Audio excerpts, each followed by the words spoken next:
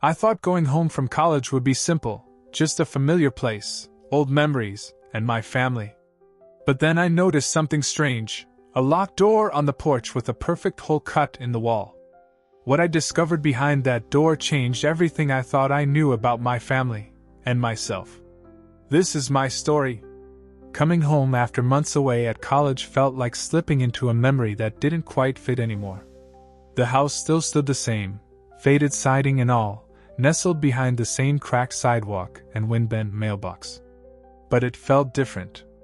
Not in a way I could name at first, just a shift in the air, like the house had exhaled and never quite breathed back in.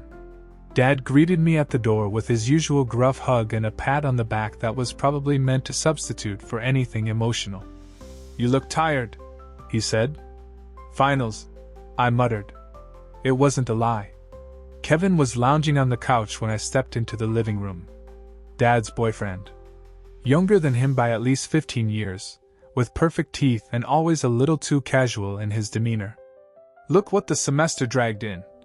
Kevin smirked, eyes flicking over me like he was reading more than I wanted to say. "Hey," I replied, setting my bag down and pretending I didn't notice the way he lingered on my face. Or maybe it was just in my head. I hoped it was. We made the usual small talk, school, weather, some drama with the neighbor's dog, and I might have made it through the whole night without noticing the porch if Kevin hadn't said, "Oh yeah? Your dad and I fixed up the back room." "The porch?" I asked. "Yeah," Kevin said. "Thought we'd make it a little more private." He didn't elaborate. And Dad didn't look up from his crossword puzzle. Later that night, once everyone had gone to bed, I crept down the hall to grab a water from the kitchen. That's when I noticed the door. The old porch, once just screened windows and forgotten chairs, now had a solid door with a new lock. The outside light cast shadows behind it, long and strange. Out of habit, I tried the knob. It didn't turn. I pressed my ear to the wood. Nothing. Just the faint hum of the refrigerator behind me. As I turned to leave, something caught my eye, a faint circle of fresh cut wood in the paneling. Eye level. About the size of a grapefruit. It wasn't jagged like damage, it was smooth. Measured. Intentional. I stared at it longer than I should have. Then I shook it off. Weird. But not my business. Back in my old room, I lay in bed, staring at the ceiling fan. The house was quiet now, almost too quiet. The kind that lets your thoughts fill the space like fog. And mine? They were circling the porch. I closed my eyes. Told myself to forget it. But I already knew I wouldn't. The next few days were quiet. Almost too quiet. My dad worked long shifts at the factory, coming home after dark, grease still under his nails and a tired weight in his shoulders. Kevin stayed behind, lounging around in worn tank tops and gym shorts, always with some reality show humming in the background. He didn't say much to me, and I wasn't exactly trying to start a conversation. There was a tension I couldn't name, thin, invisible, but stretched between us like wire. The porch stayed locked. Every time I passed by, I found my eyes drifting to the door, like it was calling me. Sometimes I thought I heard movement behind it, faint creaks or shifting weight. But I told myself it was the house settling. I told myself a lot of things. On the third night, I woke up at 2:13 a.m. No noise. No reason. Just awake. I lay there for a while, staring at the slatted shadows on my ceiling. Then I heard it. Not loud, not obvious, just the soft sound of a door closing. The porch door. And then silence. I should have rolled over. Should have gone back to sleep. Instead, I got up. I moved through the hallway barefoot, careful not to creak the boards. The porch door was shut, just like always. Locked. But something told me someone was in there. My chest was tight, breathing shallow. My fingers brushed over the doorknob. Still locked. That's when I noticed it, a folded note wedged into the molding. It wasn't signed. Just the time. Tonight. 2:30. I didn't know who left it. Or why. And I didn't ask. That afternoon, I dug through the closet in the attic and found an old costume mask, black plastic, cheap, but enough to hide my face. I told myself I wasn't really going to do anything. Just see, just know. That night, when the house was dark and the only sound was the ticking of the kitchen clock, I stepped toward the porch door at exactly 2:29 a.m. My mask was on. My hands were shaking. This time, the door was unlocked. The inside of the porch had changed even more than I expected. The windows were now blacked out with heavy fabric. A single red lamp in the corner cast a low, warm glow that made everything feel unreal. And then I saw it, the wall. The hole. Waiting. I hesitated. I could still turn back. But I didn't. I stepped forward, heart hammering, breath short. On the other side of the wall, I could feel someone. Their presence, close, quiet. Neither of us said anything. There was no need. And then it happened. What started as a bizarre dare to myself turned into something overwhelming. The connection was silent, faceless, but intimate in a way that words could never be. It was surreal. Raw. A secret that only lived between two shadows in a dark room. It didn't last long. Just long enough to shatter something inside me, something I didn't even know was there. When it was over, I slipped out of the porch and crept back to my room, tearing the mask off as I shut the door behind me. I didn't sleep. I told myself it was a one-time thing. But deep down, I already knew I was lying. The next morning, sunlight hit the kitchen like nothing had happened. Kevin sipped his coffee in gym shorts and a hoodie, scrolling through his phone like he hadn't been part of the strangest night of my life. Or maybe he hadn't. Maybe it wasn't him. That's what I told myself, anyway. It helped me swallow my cereal. We didn't talk about it. In fact, we barely spoke at all. The silence between us felt charged now, like a static field waiting for a spark. Sometimes, I'd catch him looking at me, not with suspicion, not exactly. More like interest. The kind of look you give someone when you're waiting for them to make a move. I avoided his gaze. I kept telling myself not to go back. I had crossed the line. Hell, I'd sprinted past it, and nothing good could come from going further. But every night, as the house settled into quiet, I'd lie awake with my pulse in my ears and my skin electric with memory. A week passed before I broke. A week of pretending to sleep, pretending to eat, pretending everything was normal. And then, one night, I didn't pretend anymore. It was nearly 3 a.m. when I crept down the hallway again, mask in hand. I didn't leave a note this time. I didn't need to. When I opened the porch door, quietly, cautiously, someone was already waiting.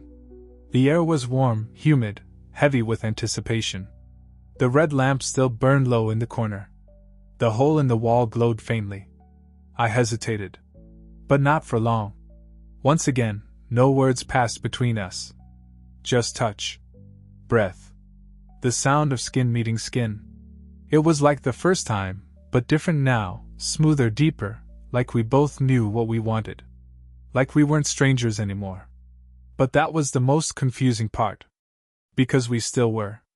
When it was over, I lingered for a second too long, my forehead resting on the cool wall.